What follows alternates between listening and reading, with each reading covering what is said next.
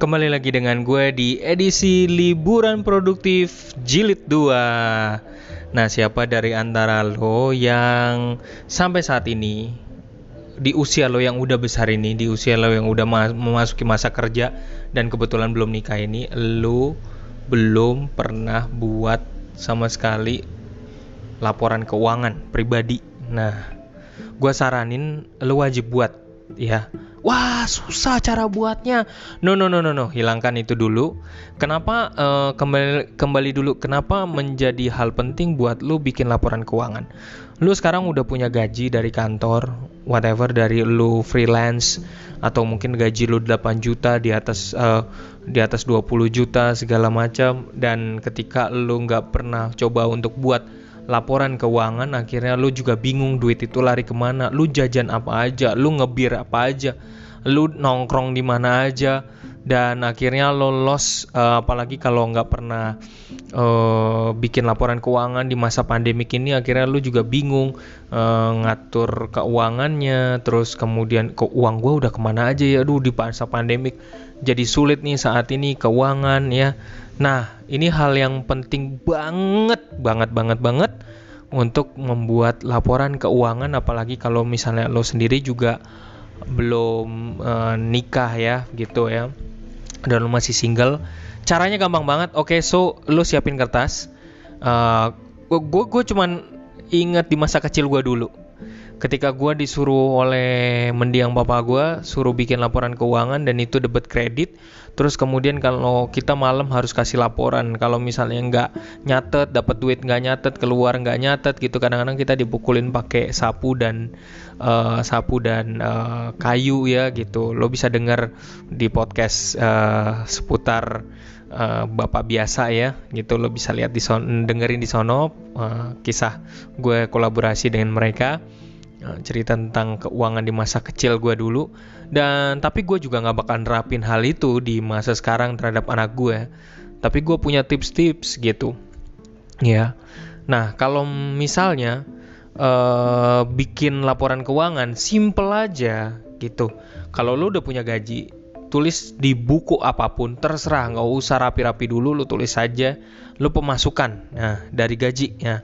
Lo dapat dari honor, misalnya dari Tokopedia atau Bukalapak, ditulis deh di bagian pemasukannya ya. Lo tulis lo dapat lo berapa, gaji lo mungkin 20 juta. Terus kemudian lo dapat jualan yang dari jual susu atau jual apapun gitu, terus kemudian ditambah lagi 5 juta mungkin gitu ya. Misalnya lo juga ngajar, misalnya dapatnya 5 juta atau enggak dapat 7 juta. Nah, dikumpulin itu di bagian pemasukan, oke? Nah, coba lo hitung setiap bulan ketika lo udah mulai gajian, coba sampai nanti berikutnya lo gajian lagi, coba pengeluaran apa untuk pertama kalinya. Lo catat semua pengeluaran yang bakal terjadi untuk di satu bulan itu. Ya, entah nanti harus bayar air, bayar kos, bayar bensin, bayar tol, bayar cicilan, bayar apalagi ya, cicilan komputer, cicilan listrik, segala macam. Coba lo akumulasi, lo catat gitu di buku itu untuk satu bulan itu ya. Nah, nanti dari pemasukan dikurangi dengan pengeluaran yang lo punya. Nah, di bagian bawah nanti lo akan ngelihat sebenarnya setiap bulan ya. Jadi lo udah memprediksi setiap bulan lo sebenarnya minus atau surplus ya, gitu ya. Jadi sebenarnya lo udah bisa memprediksi untuk diri lo sendiri ya, untuk di masa depan satu bulan berikutnya lo udah bisa memprediksi gue bakal surplus atau minus nih gitu. Karena dari sini, dengan lo membuat laporan keuangan, lo akan diperlihatkan bagaimana gaya hidup lo sendiri gitu ya. Lo sebenarnya punya kemampuan gak untuk nabung? Lo sebenarnya kalau udah tahu ternyata minus bukan karena gaya hidup lo, tapi ternyata lo minus, lalu apa yang harus lo kurangin? Atau harus gue buat tindakan apa supaya keuangan gue surplus untuk bulan depannya? Nah, ini menjadi hal penting. Itulah sebabnya mengapa laporan keuangan itu menjadi hal penting. Gue baru ngerti. Mungkin papa gue dulu keras sama gue waktu gue kecil, tapi ternyata dia punya maksud tertentu untuk mengajarkan hal mengenai membuat laporan keuangan, ya.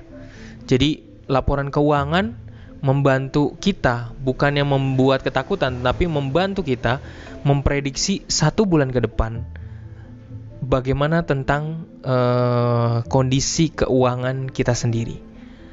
Oke, begitu dulu edisi liburan produktif gua yang part 2 ini.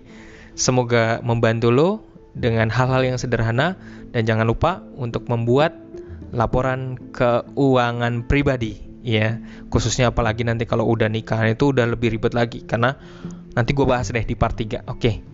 Sampai jumpa dengan gue, Lembu Tambun, hanya di Jurnal Lembu part 2.